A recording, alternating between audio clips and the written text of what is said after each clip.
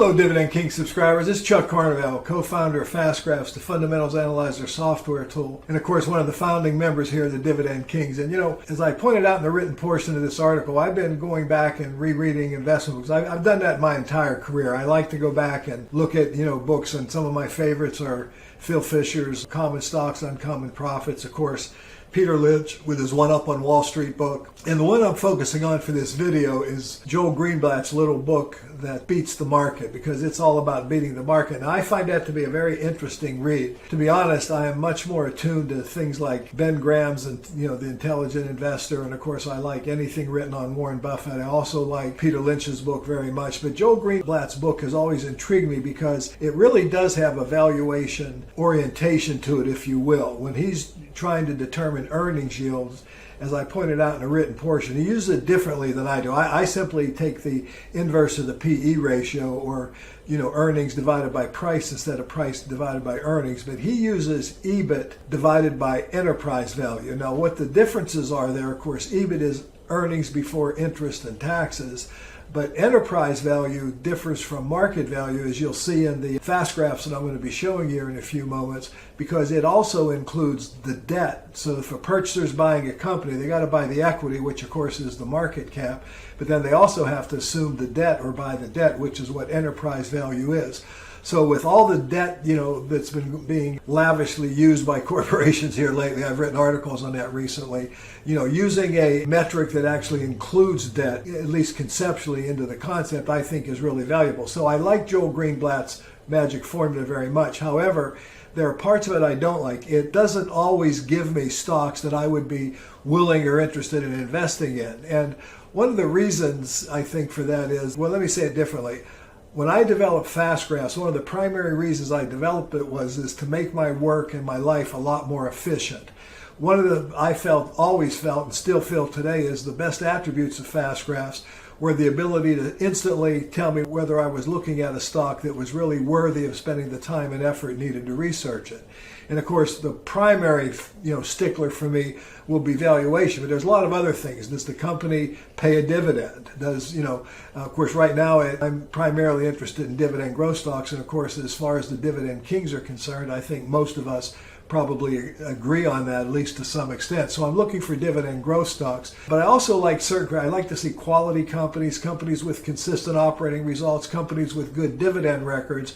And Joel Greenblatt's formula will not always bring up those kind of companies. So, his screen produces 30 stocks. Okay, that's really one of the beauties. And he says, buy all 30 of them, or pick 5 to 7 of those 30 that you like and invest in those. And, hopefully you'll be able to beat the market over a 3-year period of time. Well, I ran the screen using mega stocks. And what I did was I found it very interesting. I found some really interesting dividend growth stocks that meet the Dividend Kings criteria, that are actually on our top buy list. Many of them are. And certainly all of them on our master list. And even some of the rejects are on, by the way, our lists. But the reality of it was I was looking for high quality, attractively valued dividend growth stocks. And I ended up finding 13 of the 30. But what I want to cover here in this video is I'm going to very quickly go through the ones that I rejected, because I want you to see why I rejected them and what the reason for it was. Now, once again, I'm going to go through this very superficially. I'm not doing a comprehensive analysis here. I just want you to see how quickly I can make these decisions. I'm looking at Adobe here. I'm looking at adjusted operating earnings, first of all, and I just see valuation that's gone crazy. The company's trading at 48, almost 49 times earnings. The valuation simply doesn't make any sense. The stock does have a lot of momentum. It's been overvalued for actually many years here, and it's really been a great investment, but it simply doesn't pass the screen because A, it doesn't pay a dividend, and B, I consider it massively overvalued. I'm just going to go right through this list.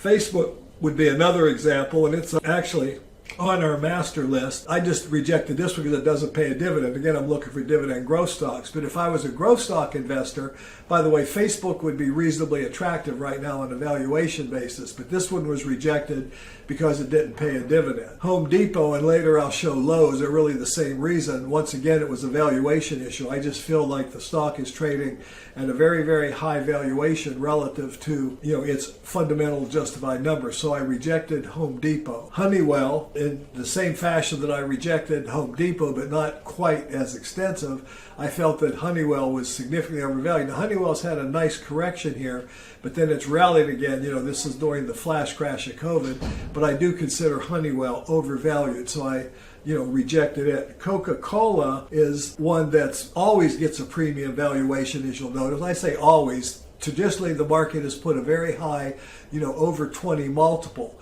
Even when I look at Coca-Cola, by the way, using EBIT, which is a metric that's built into the Joel Greenblatt code, I still see overvaluation relative to EBIT. But EBIT now, this is why the Joel Greenblatt screen would actually bring up a Coca-Cola, because obviously the valuation is much closer using EBIT. But the real issue I have with Coca-Cola is the lack of growth that the company's generated, here recently. So I rejected Coca-Cola as one of the 30 stocks that was originally screened. Remember, these all came up in my original screen. When I look at Eli Lilly in comparison to Bristol Myers or Merck, which I'm going to show in future installments, I didn't like the valuation. I felt the valuation was too high. Now, if I shorten the graph on Eli Lilly, you can see that the growth rate has accelerated, but I still believe, even though they're putting a premium, the market's putting a premium valuation, I rejected Lilly simply based on the fact that I consider it overvalued at this stage, so I wasn't interested. Lowe's and Home Depot I see as almost, identical from a standpoint of why I rejected them. Lowe's has had this tremendous rally. I think it would have been a very, very interesting buy, and I didn't buy it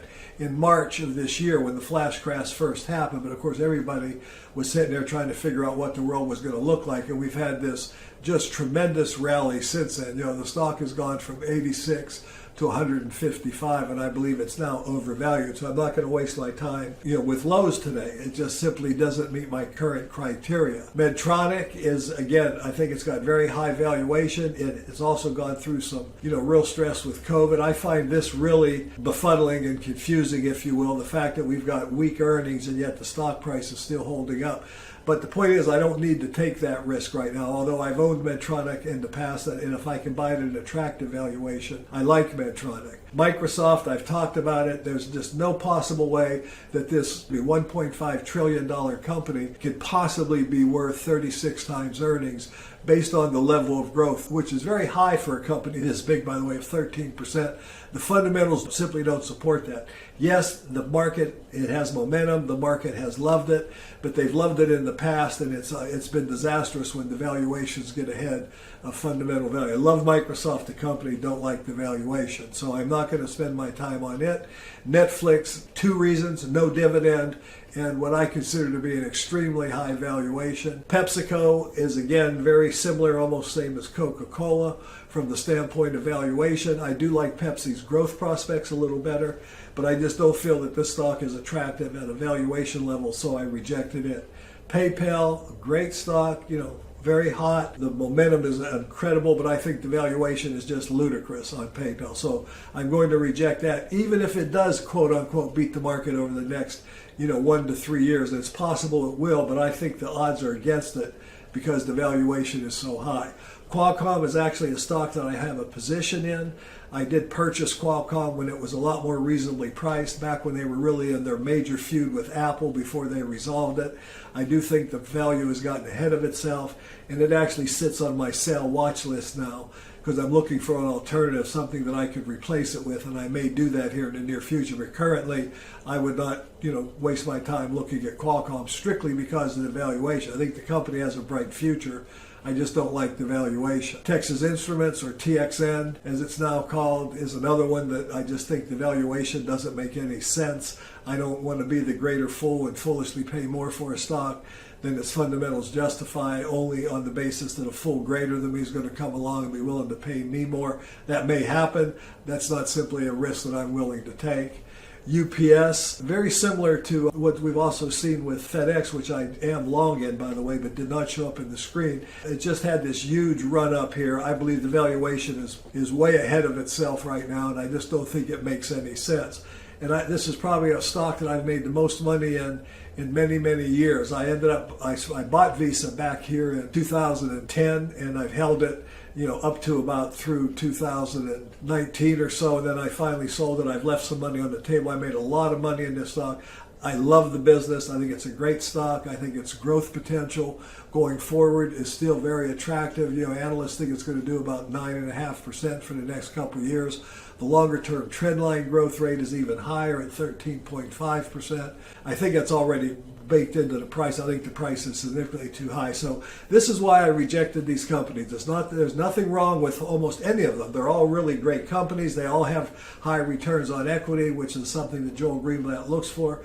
I just think either the valuations didn't make sense or they didn't pay a dividend. So in the future installments of this series, I'm going to be covering the 13 stocks out of the 30 that's screened on the Magic Formula screen that I do think are attractive dividend growth opportunities for our Dividend King subscribers here going forward. Anyway, I appreciate it. Thanks for watching. By the way, if you liked the video, don't forget to hit subscribe to my YouTube channel for other videos like this. I really appreciate it. Ring the bell also, and give me a like. I'd appreciate it. Everyone likes to be liked, right? Anyway, this has been Chuck Harville saying thanks for watching.